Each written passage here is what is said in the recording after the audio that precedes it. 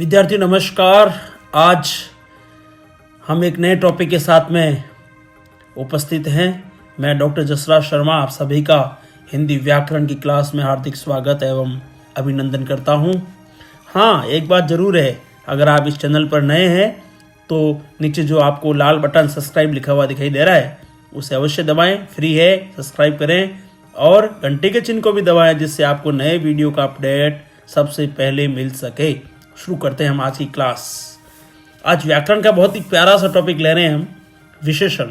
हम लोगों ने संज्ञा पढ़ी, विस्तार से पढ़ी और सर्वनाम भी काफ़ी विस्तार से पढ़ा है ना, जो अनेक प्रतियोगी परीक्षाओं के लिए उपयोगी है। सामान्य हिंदी का पेपर जहाँ कहीं पर भी किसी भी विश्वविद्यालय में, कॉलेज में होगा तो वहाँ के लिए भी बहुत उपयोगी है। तो विशेषण आप छोटी क्लासों से पढ़ते आ रहे हो कि विशेषण संज्ञा और सर्वनाम की जो विशेषता बतलाते हैं उन शब्दों को हम विशेषण कहते हैं। ठीक है ना। चलिए हम पढ़ते हैं, आप मेरे साथ में पढ़िएगा, समझिएगा। विशेषण परिभाषा की पहले हम बात करें। वे शब्द जो किसी संज्ञा या सर्वनाम शब्द की विशेषता बतलाते हैं उन्हें विशेषण कहते हैं। क्लियर? यानी वो शब्द, कौन से शब्द जो संज्ञा और सर्वनाम की क्या बताते हैं, विशेषता बतलाते हैं, उनको हम क्या कहेंगे, विशेषण कहेंगे। जैसे उदाहरण से स्पष्ट होगा, जैसे नीला आकाश, आकाश की विशेषता बतला रहा है। छोटी लड़की, लड़की की विशेषता है कि वो छोटी है, विशेषण है छोटी, है ना। दुबला आदमी, तो आदमी कैसा है, दुबला है, ये विशेषण है उसका। कुछ पुस्तकें, तो पुस्तकें कितनी है कि भी कुछ है ना, ये उसकी विशेषताएं हैं। तो ये जो उदाहरण है, कुछ पुस्तकें में क्रमशः, ये वही बात है, नीला, छोटी, दुबला, कुछ शब्द क्या है, विशेषण है। क्लियर? जो किसकी विशेषताएं बता रहे हैं, आकाश, लड़की, आदमी, पुस्तकें आदि संज्ञाओं की विशेषता का बोध कराते हैं। क्लियर? अब एक बात समझना, यहां आगे भी आ रही है कि विशेषता तो, विशेषण तो हो गया कि संज्ञा सर्वनाम की विशेषता बताते हैं, उन शब्दों को हम विशेषण कहते हैं। लेकिन एक शब्द होता है विशेष्य। बहुत परीक्षा में पूछा जाता है कि विशेष्य क्या है। तो संज्ञा और सर्वनाम जिनकी भी विशेषता बतलाई जा रही है, तो जिनकी विशेषता बतलाई जाती है वो क्या होता है, विशेष्य होता है। और है ना, जिनकी विशेषता बतलाई जाती है वो विशेष्य। जैसा उदाहरण से आप समझोगे, अतः विशेषता बतलाने वाले शब्द क्या है, विशेषण कहलाते हैं। ठीक है। वहीं, अब विशेष्य की परिभाषा बोल रहा हूं, मैं। वहीं वह विशेषण पद, मैंने आपको एक बार बताया था कि पद और शब्द में क्या अंतर होता है, पता होना चाहिए हमें। कोई भी शब्द स्वतंत्र रूप में लिखा है तो वह शब्द है, लेकिन जैसे ही वह शब्द वाक्य में प्रयुक्त हुआ तो वैसे ही वह क्या बन गया, पद बन गया। ठीक है ना। तो अब हम विशेष्य की बात करते हैं। वह विशेषण पद जिस संज्ञा या सर्वनाम की विशेषता बतलाता है उसे विशेष्य कहते हैं। ठीक है। जैसे आपने पीछे उदाहरण देखे थे अभी, दुबला आदमी, तो आदमी क्या है, विशेष्य है, और दुबला क्या है, विशेषण है। छोटी लड़की, तो लड़की क्या है, विशेष्य है, और छोटी क्या है, विशेषण है ना। तो विशेषता तो हो गई विशेषण, और जिसकी विशेषता बतलाई जाती है, जिस संज्ञा की सर्वनाम की, तो वो क्या हो गया, विशेष्य, है ना। तो उक्त उदाहरणों में आकाश, लड़की, आदमी, पुस्तकें आदि शब्द क्या है, विशेष्य कहलाते हैं, विशेष्य कहलाएंगे। क्लियर? विशेषण और विशेष्य क्लियर हो गया एकदम। अब आते हैं हम विशेषण के प्रकार। क्या है, विशेषण के प्रकार। तो मुख्यतः जो है विशेषण है वो कितने प्रकार के होते हैं, 5 प्रकार के होते हैं। कितने प्रकार के होते हैं विशेषण, 5 प्रकार के होते हैं। हाँ, इधर ध्यान दीजिएगा, नींद मत लीजिएगा। कितने प्रकार के होते हैं विशेषण, 5 प्रकार के होते हैं। तो हम सबसे पहले, मैं बारी बारी से हम सारे प्रकारों को समझेंगे, बड़े विस्तार से समझाएंगे आपको, जिससे कि आप हर परीक्षा में आप हिंदी का कोई भी पेपर हो तो उसको आप आसानी से सोल्व कर सकें, विशेषण से जुड़ा हुआ कोई भी प्रश्न आए तो उसको आप चुटकियों में हल कर सकते हैं। ऐसा हम प्रयास करते हैं, वैसा आपको सिखाते हैं। अभी पहला आता है नंबर 1 विशेषण आता है गुणवाचक विशेषण। नंबर 1 कौन सा है? गुणवाचक विशेषण। पहले हम बात करते हैं किसे कहेंगे गुणवाचक। नाम से पता चल रहा है कि भाई वो विशेषता में क्या बताएगा, उसके गुण बताएगा। अब यहाँ गुण का मतलब केवल गुण नहीं है, दोष, अवस्थाएं, दशाएं सब आ जाती गुण के अंदर, है ना। तो गुणवाचक विशेषण परिभाषा देखो, पढ़िए, समझिएगा आप। वे शब्द, साथ साथ आप लिख भी सकते हैं, है ना, पीछे रह जाए तो पॉज करके लिख दीजिएगा, लेकिन लिखेंगे तो ज्यादा फायदा होगा आपको। तो हम इसकी परिभाषा समझते हैं गुणवाचक विशेषण की। वे शब्द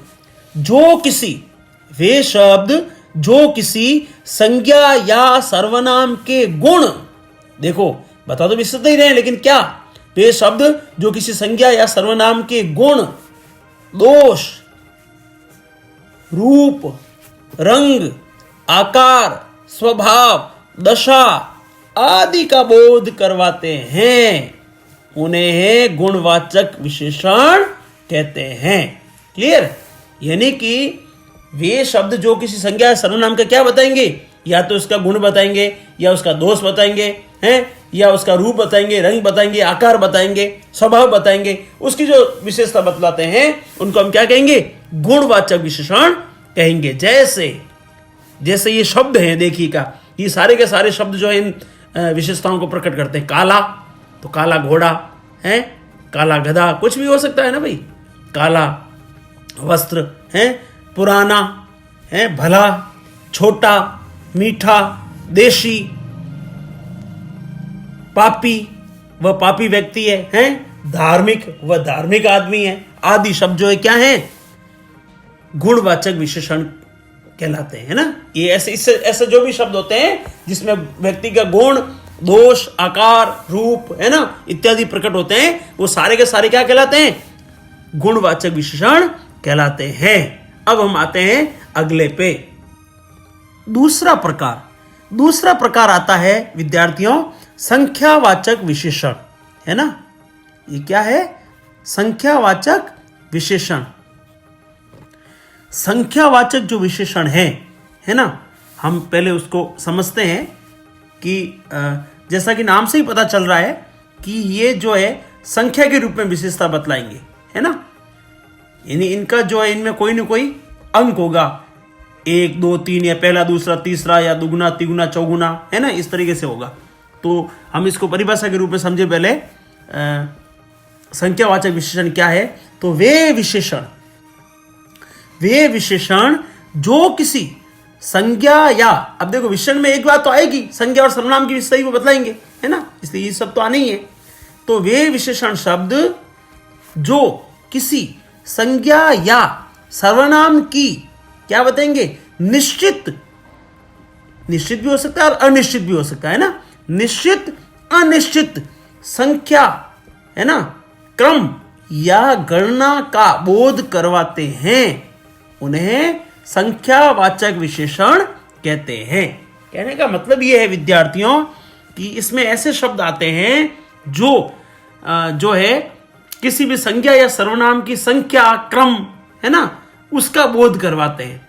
और वो संख्या निश्चित भी हो सकती है और वो संख्या मात्रात्मक यानी रूप में जो है अनिश्चित भी हो सकती है ना। जैसे आप उदाहरण से समझेंगे तब आपको समझ में आएगा। ये जो है संख्यावाचक विशेषण कहलाते हैं। अब ये भी जो है वो 2 प्रकार के होते हैं। यानी संख्यावाचक जो विशेषण है वो कितने प्रकार के होते हैं? 2 प्रकार के होते हैं। एक वे जो निश्चित संख्या का बोध कराते हैं, और तथा जो दूसरे हैं वो वे हैं जो अनिश्चित, ये लिखा देखो, अनिश्चित संख्या का बोध कराते हैं। यानी इसमें 2 प्रकार से हम इसको विभाजित करेंगे। एक तो वे विशेषण शब्द जो निश्चित संख्या का बोध कराते हैं, और दूसरे वे विशेषण शब्द जो अनिश्चित संख्या का बोध कराते हैं, है ना। तो इसमें हम पहला लेते हैं। इसमें पहला आता है निश्चित संख्यावाचक। पहला कौन सा है? निश्चित संख्यावाचक संख्यावाची विशेषण, है ना। जिसमें अब देखो, इसमें हम जो है इसको हम 4 रूपों में समझ सकते हैं। ये शब्द दिए गए, ये शब्द सारे उसमें आते हैं। तो अ में तो आ गया आपका गणनावाचक, है ना। गणनावाचक में जैसे 1, 2, 3, है ना, ये आगे। फिर दूसरा आ जाता है इसमें आपके क्रमवाचक, क्रम रहेगा, है ना, विशेषण के रूप में, जिसमें पहला आदमी, है ना, पहला, दूसरा, तो पहला व्यक्ति, दूसरा व्यक्ति, है ना, तो व्यक्ति की विशेषता होगी ना ये, पहला दूसरा। इसमें जो है क्रम हो गया, और उसके बाद में आपका आवर्ती आ गया, है ना। आवर्ती, आवर्तीवाचक कैसे, जैसे दुगुना, चौगुना, है ना, ये आवर्ती हो गई, तो ये भी विशेषण होते हैं। और चौथा इसमें आता है समुदायवाचक, है ना, जो निश्चयवाचक जो विशेषण है, संख्यावाची विशेषण है, उसमें चौथा आता है समुदायवाचक। जैसे ये शब्द आते हैं उसमें दोनों आएंगे, दोनों, तीनों, चारों, है ना, तो समुदाय का बोध करवा रहा है। और फिर अब अगला जो आता है वो आता है अनिश्चय संख्यावाचक। ये तो निश्चय संख्यावाचक थे जिसको हम 4 भागों में बांट करके समझा हमने, है ना। अब दूसरा जो आता है संख्यावाची विशेषण के अंदर, वो आता है अनिश्चय संख्यावाचक विशेषण। अब देखिए इसमें जो शब्द आते हैं, है ना, वो कौन कौन से आते हैं, जैसे कई, कुछ, है ना। अब जैसे मान लीजिए कि 10 आदमी है ना, तो हमको संख्या पता नहीं, तो हम क्या कहेंगे, कुछ आदमी हुआ थे, या 3 आदमी है, 2-3 आदमी है, तो हम क्या कहेंगे, संख्या पता नहीं हमको, तो कहेंगे कुछ आदमी वहां बैठे थे, है ना। तो कुछ, सब, बहुत सारे लोग बैठे हैं, हमने कहा सब ने, सब व्यक्तियों ने ये काम किया। तो किन व्यक्तियों की विशेषता क्या होगी कि सब है ना, सब व्यक्ति, तो सब व्यक्ति बैठे हैं, है ना, खड़ा कोई नहीं है।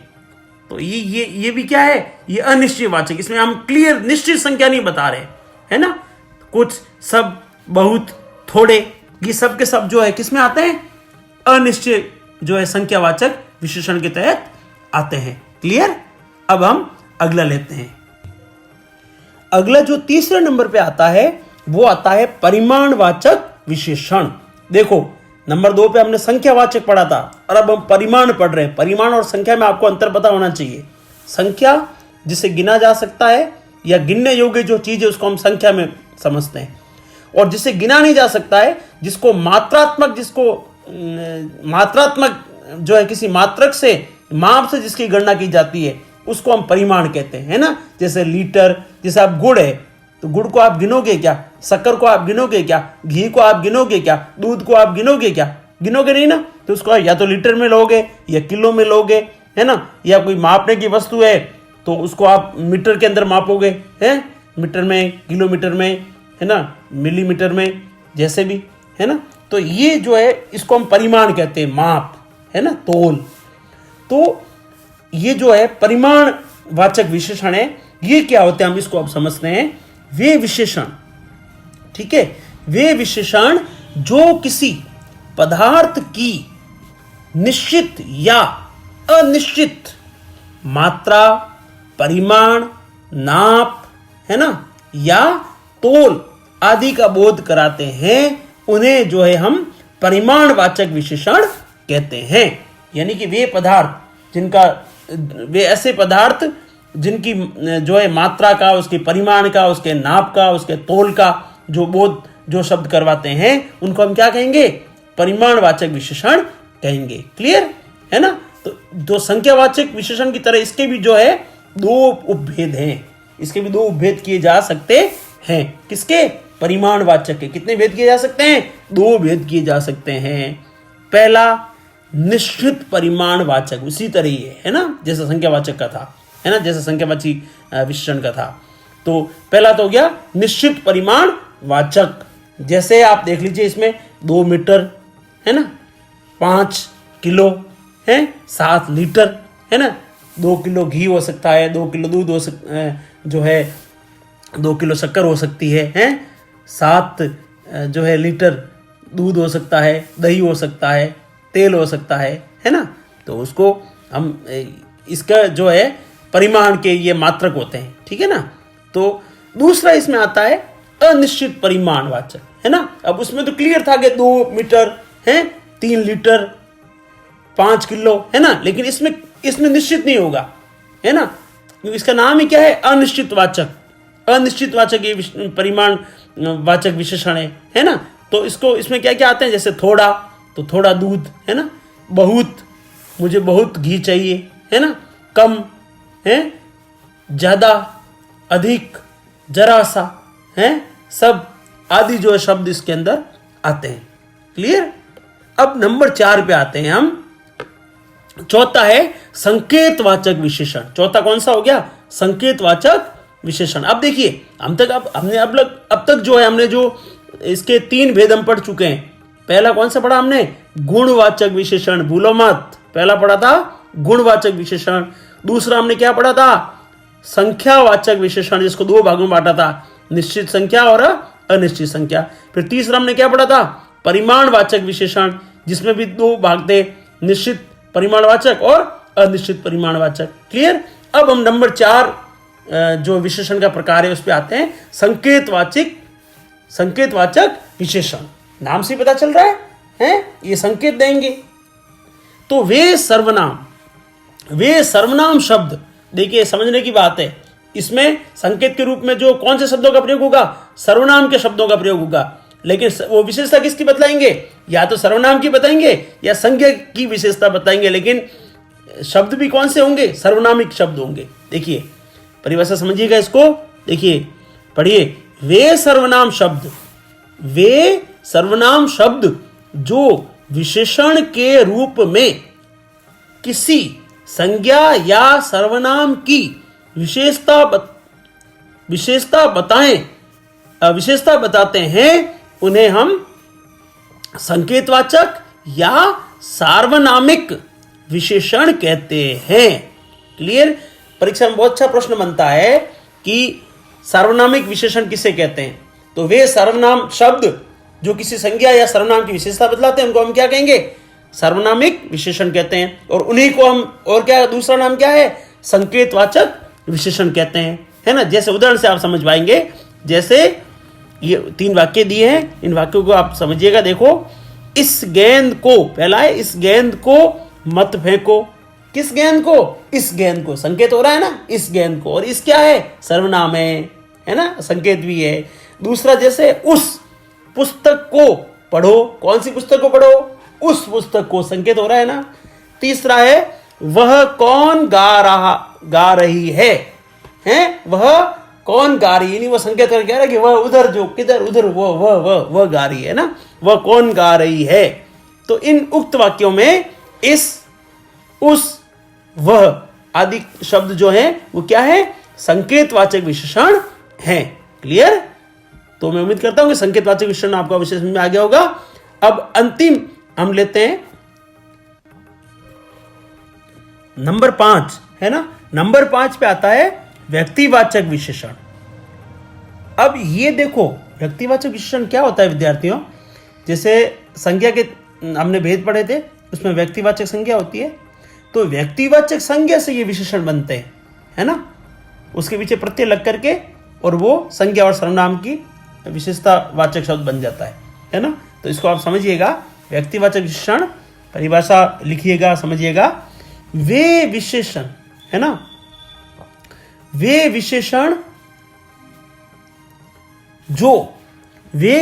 जो व्यक्तिवाचक संज्ञा, वे विशेषण शब्द जो व्यक्तिवाचक संज्ञाओं से बनकर अन्य संज्ञा या सर्वनाम की विशेषता बतलाते हैं, उन्हें व्यक्तिवाचक विशेषण कहते हैं।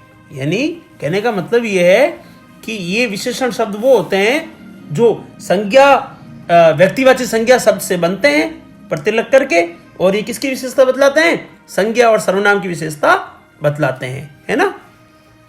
जैसे उदाहरण से आप समझिएगा। व्यक्तिवाचक में क्या होता है? यहाँ व्यक्ति का मतलब क्या होता है? व्यक्ति विशेष, वस्तु विशेष, स्थान विशेष, है ना।